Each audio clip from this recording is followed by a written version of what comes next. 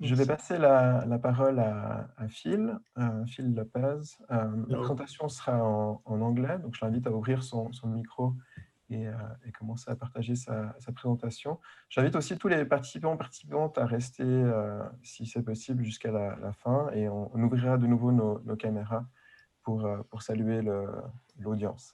Hi everyone. So first, I apologize for only being the only English speaker today, but hopefully you like this presentation. So my name is Phil Lopes, and I am a postdoc at the EPFL. And today I'm here to talk about games, creativity, and emotion. More specifically, a way of kind of revisiting game AI.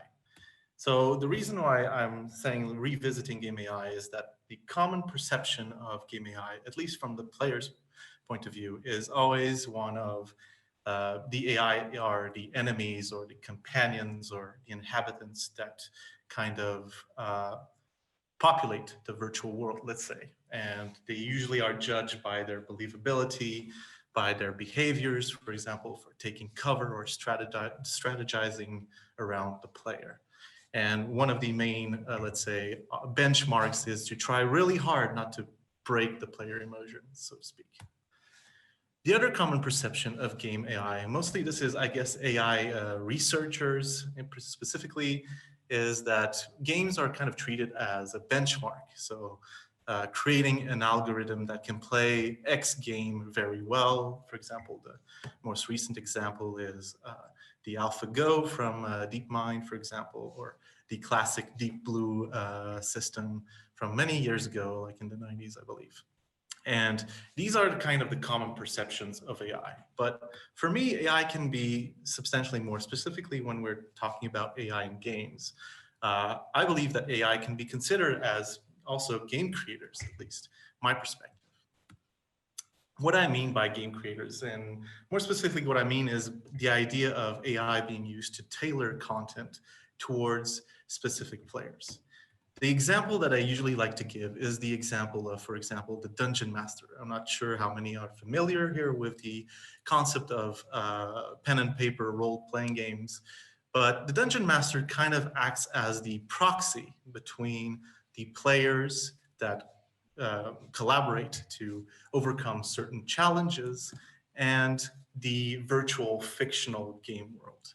And the way that the Dungeon Master, or if you have a good Dungeon Master, is that they often understand what motivates the players to progress through this story and adapt the stories towards the needs and desires and even the expectations of the players.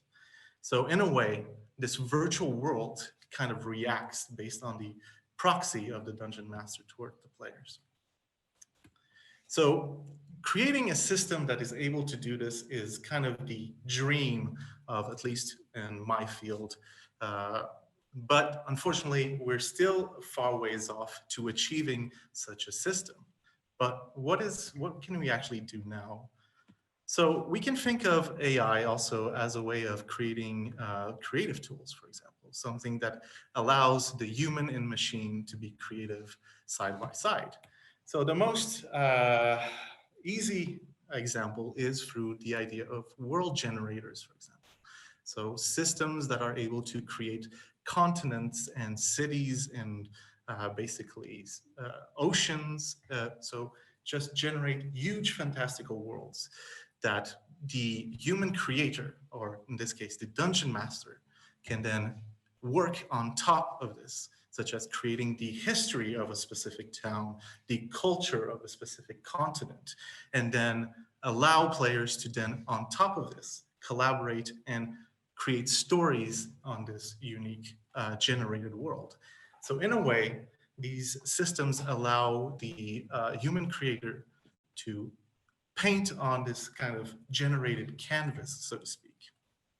And one of the best examples of this is the classic game or popular game Dwarf Fortress, which generates these very intricate worlds, such as these continents with multiple vegetations, and even generates a history and culture within these worlds, where it might seem overkill for a game which is all about you just creating a fortress with dwarves, but it really adds to the, let's say, mystique of the games itself. Another way of using AI to collaborate with humans is the idea of level assessment and balance. So kind of provide real-time information about if a particular architecture of a map is not particularly balanced or does not really provide, let's say, a lot of combat, or the combat pace is not particularly interesting. So these types of systems can actually generate suggestions that optimize towards specific, let's say, in this case, for example, the combat pace, or if we want the combat to be mostly in a specific area. So this SuSketch,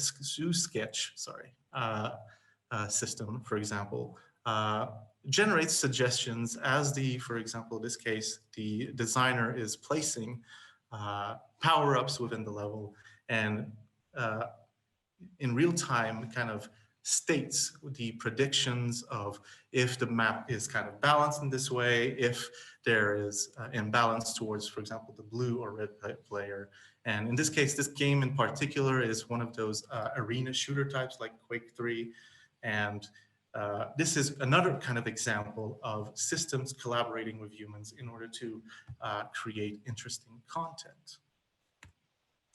For me, in my particular field of research, what I am really interested in is thinking of AI or AI systems as orchestrators, or individual, or like systems that are able to conduct several aspects of game in order to conduct the play of the players, or conducting the way that players play the game. And the reason for this is we have to remember that games are, or at least digital games, are multifaceted experiences, which is basically means that they are a combination of different artistic elements that once combined create this multimedia interactive experience. For example, they consist of levels or maps, of narrative stories, sound, audio, visuals such as level architecture, textures, lighting, the inclusion of non-playable characters that inhabit these worlds. And the idea of orchestration is the ability to allow systems to kind of twist these facets or play around with these facets towards creating unique playing experiences for players in a way to subvert their expectations and potentially increase the engagement and offer more replayability in a specific type of game. So for example, one of my first systems that I created was the Sonancia system, which was the idea of creating adaptive soundscapes on procedurally generated worlds. So the system would place sounds and play sounds based on where the player is on the map and how the tension progresses throughout the level, and also takes into account the level architecture, which is procedurally generated, and the placement of the non-player character zombies. So this game is within the vein of horror. Specifically, I can show you a small demo. So everything here is procedurally generated except for obviously the 3D assets. So as the player progresses through the level, you can hear like the soundscapes that will eventually change.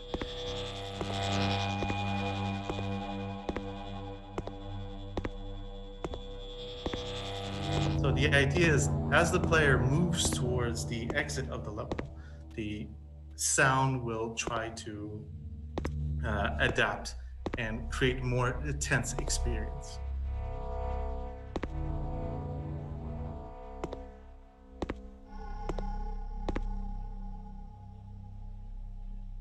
All right. Another project that I worked on with a master's student, Sarah Graja, was to also understand the effects of how we can manipulate the environment in order to create a tense and anxious environment, or let's say gameplay. So, and the idea of this game is that we kind of recreated a popular game made by Hideo Kojima called Partie.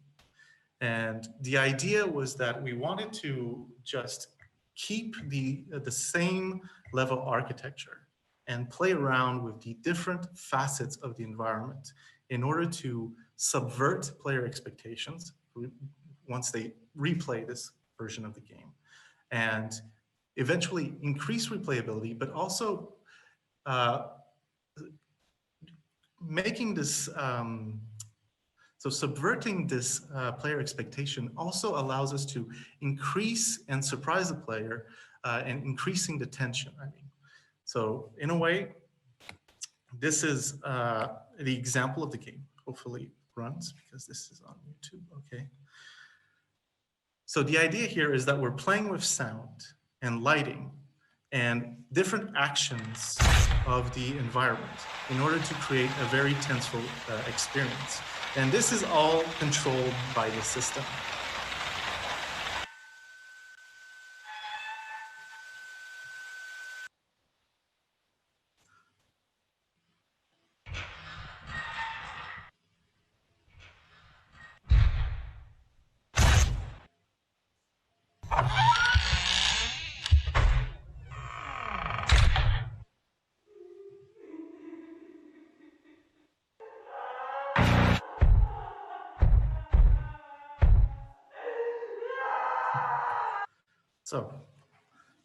So in this vein, it's also again in the horror genre specifically. So the idea is, at least in future work, what we intend to explore is these adaptive scenarios and the idea of it being applied to human physiological reactions specifically. So more precisely, we want to kind of now investigate the relationship between human physiology and play, and attempt to actually model this relationship for these types of adaptive gameplay experiences. So in a way, what we want to do is kind of explore the Nevermind game, which is a game made by a company called Flying Mollusk that uses heart rate adaptation in order to kind of distort several visuals of a game. But in this case, it's kind of trying to take it to the next level by looking at other aspects of human physiology, such as skin conductance, heart rate, and also muscle movement, to understand like what kind of specific environments can cause different types of physiological reactions. And we want also to explore this beyond the aspect of horror. So horror is very easy to measure, given that getting somebody scared has a very impactful way of causing a physiological reaction. So what we really want to do is try to kind of look this at different also aspects of games. So to conclude, what I want to say here is that game AI is a bit more than just NPC behaviors and pathfinding algorithms. It is also more than just creating agents that can play games very well. And more recently, game AI has also been associated to the idea of churn detection or user retention models for example, live service games that attempt to model players in order to keep them playing the game.